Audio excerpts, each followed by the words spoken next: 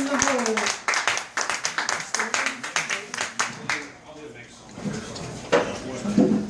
Thank you, everyone. Thank you for staying out. Thank you for coming here, supporting all sorts of different arts. I know I'm a comedian. Many comedians here tonight you've seen so far. Mr. Dan Caprio, who every set chooses to make fun of everyone's outfit, despite the fact that he inevitably dresses like the cheap version of the 90s. Dan, you look like every rejected extra from a Scorsese movie that we could imagine. Thank you. So, I was relaxing the other day, a friend calls me up and he's like, Shawn, I'm thinking to get some food tonight. Would you like to go Dutch on dinner? And I just looked at him and didn't look thinking. I'm just like, well, I can get the weed pretty easy, but the hookers are going to take me some time. So, I was downtown, caught a bus the other day. When I get in the bus, whole back section of the bus is occupied by this one guy with all of his kids. And his kids are really loud. Finally, he gets them to calm down. And I count, and he has 16 children. So I go to the guy and I'm just like, why do you have 16 children? And he's just like, well, because I'm a member of the NRA. Like, I'm sorry, sir, I don't follow. Well, you see, I always make sure the safety's off before I pull the trigger.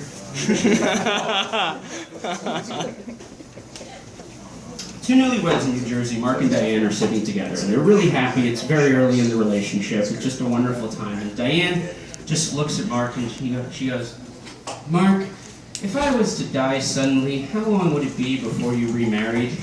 He's like, well, my dear, that all depends. Depends on what? What verdict the jury brings back?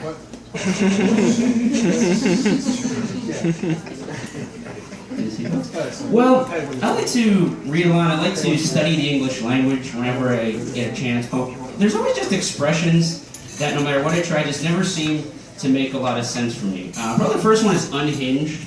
I've never really understood that, because whenever they want to say, you know, people are breaking apart, and they're just like, you know, when they're telling you about a movie, it's like, he's about to become unhinged, pushed against the wall. Here's what I don't get. Unhinged refers to a door off the hinges. The least worrisome thing in the world. Essentially a piece of wood you can kick over. And this is apparently, I mean, I don't know what it is, unless it's like, well, someone took the door off the hinges and now they're throwing it at you. Maybe that's what's going on. Maybe it's like, I don't know if you've ever seen the movie Labyrinth and they have those like doors with the monster faces. Maybe if those doors came off the hinge and they're chasing you, that might make some sense. You know, there's one expression, first and foremost. Am I the only one who thinks that that's just a really complicated way of saying five? The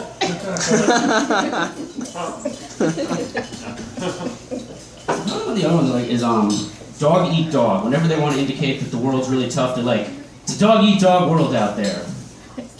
Well, this really makes no sense to me, because I've seen packs of starving dogs, and none of them were trying to eat one another. Like just starving, scared, they could barely walk. But the thought of dog cannibalism apparently never occurs to them. I can hear you. I can still hear you. And you talk outside if you want to have a conversation, because you're right in my ear. It completely throws off my timing. No, I mean, just like you're right in my ear, it throws off my timing. Thank you. So I like to study a lot of different languages. One of the ones I really like to study is the Spanish language.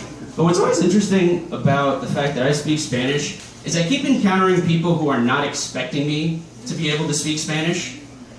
Probably one of the favorite times, I'm in New York and I'm with a friend of mine, Dasmond, who's Malaysian, so about very dark-skinned and about 5 feet tall, very short. So he goes up to the pizza parlor, and it's all Mexican Guatemalan guys working there. And he basically goes up and he's like, oh, his accent's kind of, they say a lot of words, pasakis, the way the Malay language is constructed. So he goes, he's like, I like the pizza chicken. So the guy just comes up and he's like, oh, ¿quieres el pollo? And so I just go over and like, oh, perdón, mi amigo es de Asia, no es de Mexico, pero hablo español.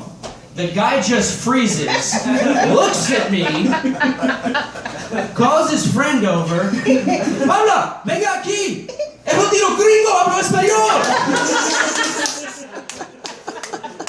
For those of you who didn't pass high school, he said, look, the fucking cracker speaks Spanish. The other thing when you speak Spanish is when you encounter people who are very proud of their Latin heritage who speak zero Spanish. Which is always just like, I'm not telling people what they should study, but it's always this kind of very just interesting combination that people are like, you know, very proud to be Spanish, and they'll just be like, ah, eres un puertorriqueño, ¿de dónde en Puerto Rico es tu familia? What? So probably though, from learning a lot of Spanish is you get to also learn a lot of the words you probably, the bad words after a while. Now I lived in Spain, but when I first went there, I didn't know a lot of the profanity. I knew very, very little of it. So a little beer in Spain is called a caña. Small beer. They like to have it. It's really refreshing because it's really hot there all the time. I went up multiple times till a friend corrected me to a bar and said, "Hola, me gustaría tres coños, por favor." For those of you who don't speak Spanish, I went up to a bartender and said, "Hello, I would like 3 pussies, please." He's just like, "Me too, amigo. We only have beer here." I'm going to see folks are laughing. We're going to try to be a little serious for you. Still keep the laughs, but I hope you won't mind. So, inevitably, biggest news story, what happened in Baltimore and a lot of the civil unrest that's going on in our country. Now, what always gets to me is every time that they ever cover when there's demonstrations in which 1% of it gets a little violent, this is what you always inevitably hear. They get the person, come on. Well, look, I can understand why demonstrators are a little irritated, but I can't really support the destruction of blah, blah, blah, blah, blah, blah, blah, blah, blah, blah, blah, blah. I'm not a racist, blah, blah, blah, blah, blah, blah, blah, blah, blah, blah. Well, what's wrong with using the word thug? Blah, blah, blah, blah, blah, blah, blah.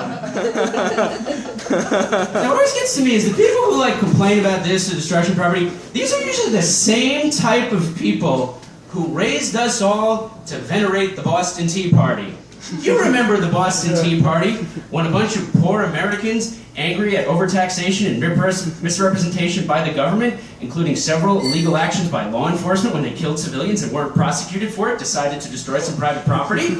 Remember that? And you know, there's probably some people who were complaining at the time. I'm sure, you know, we remember it as just one little picture. I'm sure it got a little out of hand, the Boston Tea Party. I'm sure somebody broke into a blacksmith and stole all the horseshoes.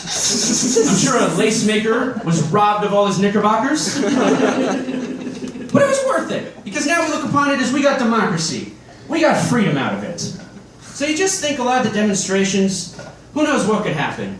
You know, 200 years from now, in the People's República de America, they could be venerating the heroes of Baltimore for all they did to end capitalism in this country. You never know. Speaking of that, do you know what a capitalist's favorite part of the body is? The bicep.